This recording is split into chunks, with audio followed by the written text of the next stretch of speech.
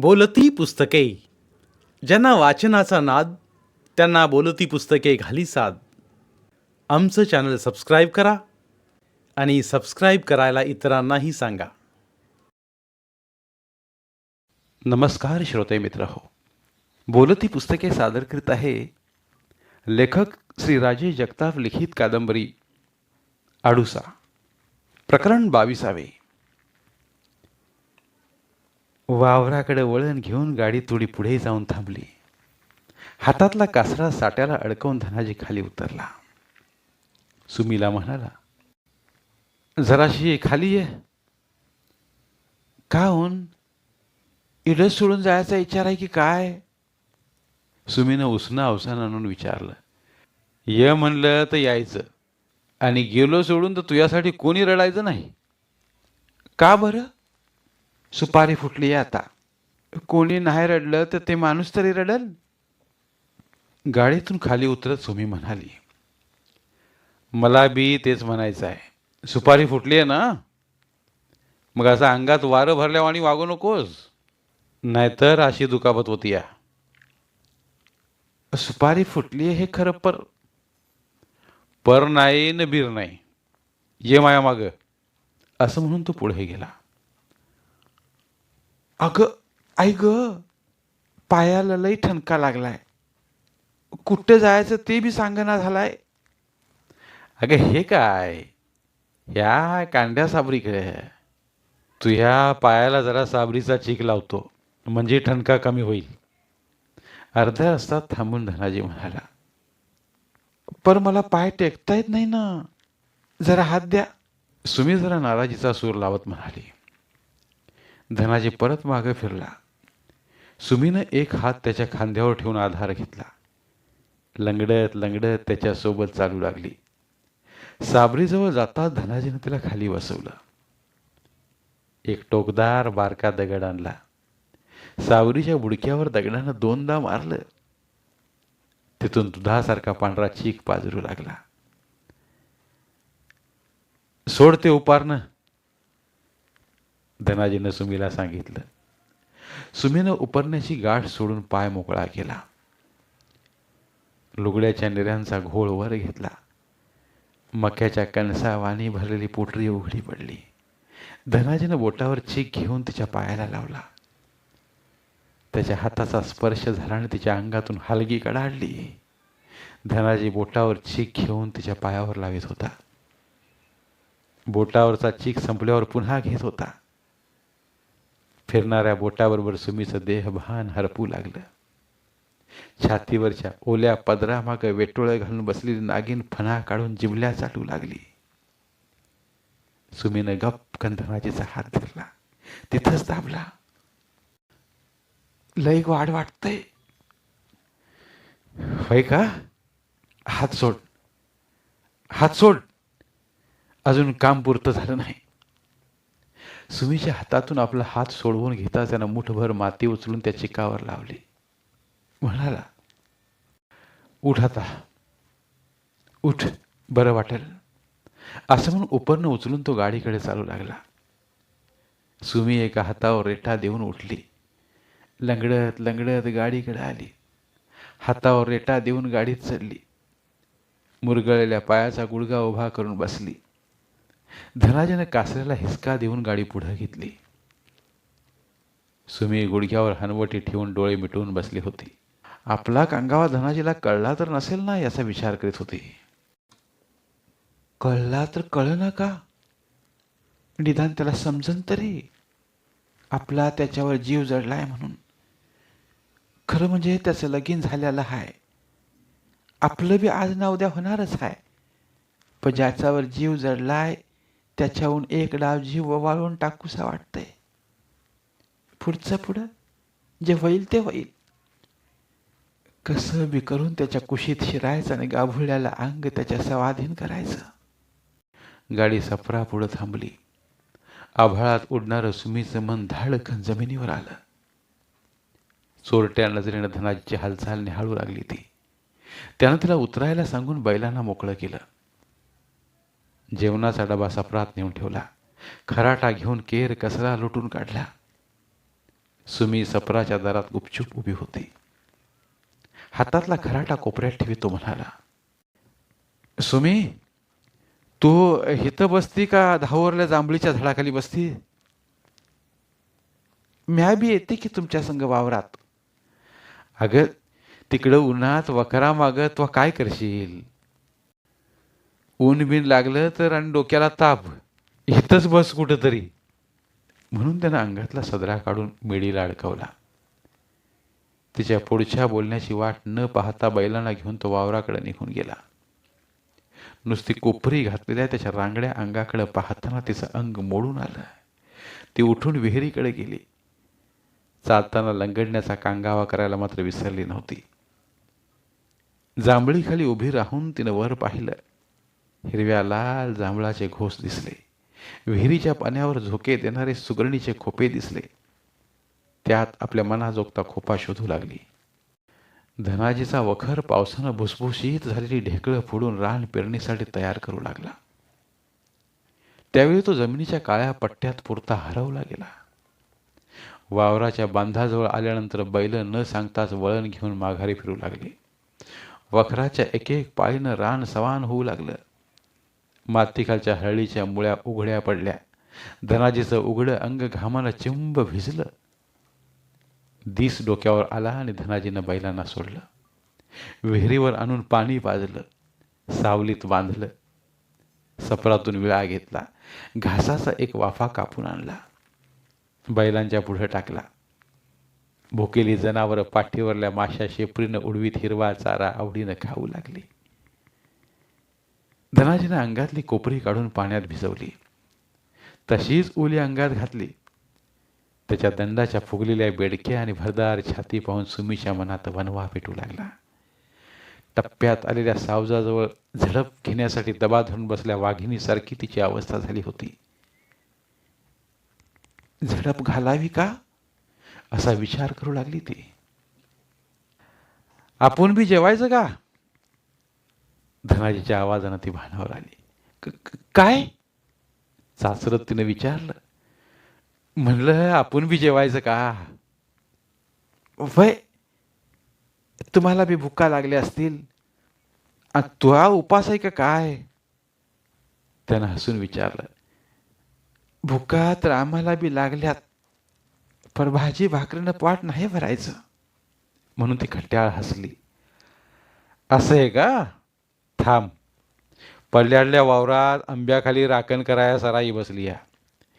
तिच्याकडून 2-4 कैरी आणतो. आपल्या बांधावरल्या पपईला 2 पपया पिकलेल्या दिसल्यात, त्या बी आणतो. मग काठी घेऊन तो पलीकडच्या आंब्याच्या झाडाकडे गेला. सराई काठी सावरीत बुडक्याला टेकून बसली होती.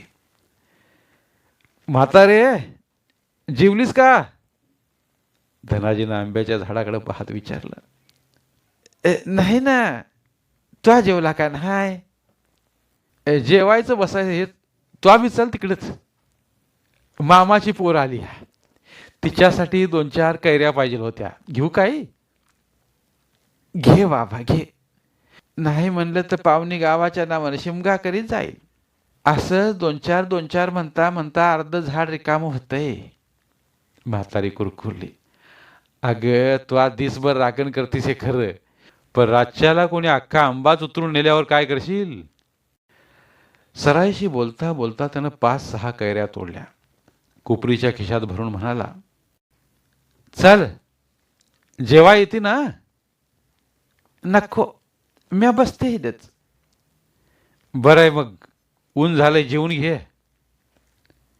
म्हातारला जास्त आग्रह न करता काठी उचलून तो चालू लागला. घासाच्या रानात गेला. पिकलेल्या 2 पपया तोडून जांभळी खाली आला. हातातल्या पपया खाली ठेवल्या. कोपरीच्या खिशातून कैऱ्या काढून सुमीकडे दिल्या. सपरात जाऊन जेवणाचा डबा घेऊन आला. 2 कैऱ्या पाण्यात खळबळून सुमीला दिल्या. हातपाय धुवून खाली बसला. सुमीनं जेवणाचं ताट त्याच्या पुढे ठेवलं. म्हणाली, हं, घ्या देवाचं नाव. आणि तो काय? म्या बी तुमच्यातच बसते. कैरीची फोड दाताखाली कचकन चावीत ती म्हणाली. असं काय बोलावं आता हिला. धनाजीचा नाईलाज झाला. खाली मान घालून तो जेवू लागला. कधी भाकर मोडताना तर कधी भाजीचा घास घेताना सुमीचा हात धनाजीच्या हाताशी पाठ शिवणीचा खेळ खेळू लागला. पलीकडे ठेवलेली पाण्याची चरवी घेण्यासाठी तिनं वाकून हात लांब केला. छातीवरचा पदर अलगद खाली आला. पदराखाली दडलेली चोळी उघडी झाली. चोळीतला ऐवज सावरण्यासाठी बांधलेल्या गाठीवरच्या घडीतून गव्हाळ गोलाई डोकावू लागली. पाण्याचा तांब्या उचलून तोंडाला लावताना धनाजीच्या नजरेतून ते सुटलं नाही. पाण्याचा घोट घेतला ना त्याला ठसका लागला. त्याच्या नाकात तोंडातून पाणी आलं. काय झालं व? सुमी झटक्यात पुढे झाली. गुडघ्यावर ओणवी होऊन त्याची पाठ चुळू लागली. तेव्हा तिला पदराचं भान नव्हतं. पदर जमिनीवर लोळण घेत होता. अशा अवस्थेत तिच्या छातीचा भार धनाजीच्या दंडाशी कसट करीत होता. काय नाही. तो उठून उभा राहिला. 4 पावलं चालून पुढे गेला. तोंड वर करून गळ्यात अडकलेला श्वास मोकळा करण्याचा प्रयत्न करू लागला. सुमीचा पदर तसाच खाली लोळता ठेवून ती गुडघ्यावर उभी होती. मिलनोत्सुक नागिनी वाणी फणा काढून मोहिनी घालू पाहत होती ती. धनाजीचा श्वास मोकळा झाला. सुमीचा जमिनीवर लोळणारा पदर उचलून तिच्या खांद्यावर टाकीत तो म्हणाला, सुमे, मनाला आवर घाल. पेटत्या हळीतला नारळ काढताना हात पोळत्यात. उगा हात पोळून घेऊ नकोस आणि मला बी पापाचा भागीदार करू नकोस. खांद्यावरला पदर सावरी ती म्हणाली, हात नाही, हात नाही, अख्खा अंग रात दिस जळतंय. कळाया लागल्यापासून मन तुमच्या पायी झुरतंय. मुठ्ठी होता होता मनाचं गुपित कळालं, पण पण कोणाला सांगता आलं ना कोणाला बोलता आलं. कवा तरी समजून घ्याल म्हणून खुळ्यावानी वाट पाहिली. आता जाता जाता माझ्या पदरात काहीतरी घाला. परत परत नाही मागायची मी. बोलता बोलता तिचा हुंदका दाटला. सुमे, सुमे, ह्या समध्या नशिबाच्या गोष्टी असतात. लग्नाच्या गाठी वरच बांधल्या जातात. समजून घे. मनातलं गठुडं सोडून टाक. हे आपल्या नशिबात नाही. नशिबाच्या पुढे कोणाला बी जाता येत नाही. नशीब नशीब नशीब तरी काय असतंय. म्हणत तिनं रसरसलेली पपई कापली. त्यातल्या एका फोडीतल्या बिया काढून धनाजीला दिली. एक स्वतः घेतली. पहिल्या घासानं तोंडात साखर पेरली. झाडावर आपल्या अंगानं पिकलेलं फळ पोटात साखर भरल्यानंच पिवळं दिसतंय. उरलेली 1-1.5 भाकर उचलून धनाजीनं बैलांना खाऊ घातली. पाठीवरून हात फिरवून मान कुरवाळली. डबा थारोळ्यातल्या पाण्यात खळबळवून आणला. जांभळीच्या खोडाला टेकून पानाची चंची सोडली. हिरव्या पिवळ्या रंगाची 2 पानं काढली. देठ तोडून दाताखाली धरला. पानं मांडीवरच्या धोतराला पुसली. चुन्याच्या डबीतून नखावर चुना घेऊन पानाला लावला. मातकट रंगाच्या काताचे 2-2 खांड पानावर ठेवली. सुपारी अडकीत त्यात दाबून करा करा बारीक कातरून काता शेजारी टाकली. एका पानाचा एक विडा करून सुमीला देत म्हणाला, घे. कात सुपारी अजून पाहिजे असेल तर बेतानं टाकून घे. दुसरा विडा उचलून तोंडात ठेवला. सुमी हातातला विडा तसाच धरून बसली होती. तिला तसं बसलेलं पाहून त्यानं विचारलं, पान खा, पान खा की. एवढा कसला विचार करतीय? विचार, ती उदासवाने बोलली. विचार हाच की माह्या परीस यो पानाचा इडा नशिबान आहे. तोंडात लोळण घेता घेता पार पोटात उतारला तरी खाणारा माणूस काय बी म्हणत नाही. तोंडातलं पान संपलं तसा धनाजी आडवा झाला. उपरण्यानं तोंड झाकून घेतलं. वाऱ्याची हळूवार झुळूक अंगावरून झुळू करीत गेली आणि धनाजी घोरू लागला. हिरवा चारा खाऊन बैलही सुस्तावून खाली टेकली होती. रवंत करता करता डोळे मिटत होती. सुमी वावरात तापलेल्या मातीवानी निपचित पडून पावसाची वाट पाहत बसली होती. त्यानं यावं, सहस्त्रधारांच्या रांगड्या हाताने मिठीत घ्यावं, चिंब चिंब भिजवून जळणारं अंग शांत करावं, जाताना धरतीच्या कुशीत झोपलेल्या बीजांना तरारून येण्यासाठी जाग करावं. विचाराच्या वावधानात भरकटलेलं तिचं मन उदास होऊन परत आलं. तिच्या डोळ्यातलं पाणी तिच्याही नकळत खाली पडलं. मातीत कुठेतरी आपल्या अस्तित्वाची एकही खूण मागे न ठेवता गडप्प झालं. भोवतालच्या रानाकडे अलवार नजर फिरवीत ती मनाचा उधळलेला वारू आवरण्याचा प्रयत्न करीत होती. आपण जे करतोय किंवा करू पाहतोय ते पाप आहे हे समजत होतं. तरीही असुसलेलं नादान हात आभाळाला कवळी घालू पाहत होतं. तिच्या कवळीत ते मावणार नव्हतं. तिनं एकवार घुरणाऱ्या धनाजीकडे पाहिलं. मन पुन्हा बिथरलं. त्याच्या शेजारी झोपून कुशीत शिरण्यास सांगू लागलं. पुरुषच आहे तो. मौशार अंगाची लगट त्याला चेतवण्यास पुरेशी आहे. एकदा का तो चेतला, मग मग सारी बंधनं झुगारून तो मला तृप्त करील. तिचं मन 2 पावलं पुढे जाऊन मागे आलं. पुन्हा पुढे जाण्यासाठी धजावलं. हातावर रेटा देऊन ती पुढे सरकली. तेवढ्यात पेरते व्हा, पेरते व्हा, जांभळीच्या पानाआड दडलेला पावशा ओरडला. धनाजीची झोपमोड झाली. सुमीचा हिरमोड झाला. पावशा मात्र राहून राहून पेरते व्हा, पेरते व्हा सांगतच होता. सुमीनं मान वर करून त्याला शोधलं. तो कुठे लपला होता देव जाणे. धनाजी उठला. थारोळ्यातल्या पाण्यानं हातपाय खळबाळलं. त्याला उठलेलं पाहून बैलांनीही उठून शेपट्या झाडल्या. मान हलवून धनाजीकडे पाहू लागले. धनाजीनं कासरा सोडला. बैलांना घेऊन वावराकडे गेला. सुमी त्याच्या पाठमोऱ्या आकृतीकडे पाहत होती. एक काडी उचलून उगाचच मातीत उभ्या आडव्या रेघा मारित होती. खाऊन टाकल्या पपईच्या सालीवर मुंग्या गोळा झाल्या होत्या. आपला वाटा उचलून जात होत्या.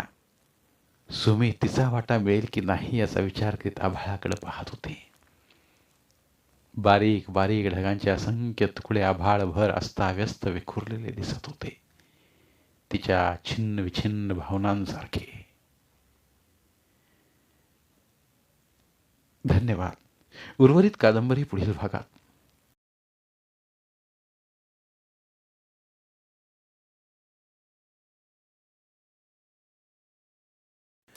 धन्यवाद. प्रिय श्रोते मित्र हो, आपल्यासाठी एक आवाहन. आमच्या चॅनलच्या प्लेलिस्ट विभागात तुमच्यासाठी शेकडो कादंबऱ्यांचे ऑडिओ बुक्स उपलब्ध आहेत. तिथे प्रत्येक कादंबरीचे सर्व भाग एकत्रित मिळतील. त्यामुळे सध्या सुरू असलेल्या क्रमशः कादंबरीच्या पुढील भागासाठी वाट पाहण्याची गरज नाही. तुमच्या वेळेनुसार तुम्ही संपूर्ण कादंबरी सलगपणे ऐकू शकतात आणि साहित्याचा आस्वाद घेऊ शकता. कृपया आमच्या चॅनलच्या होमपेजवर जाऊन प्लेलिस्ट चेक करा आणि तुमची आवडती कादंबरी निवडा. धन्यवाद.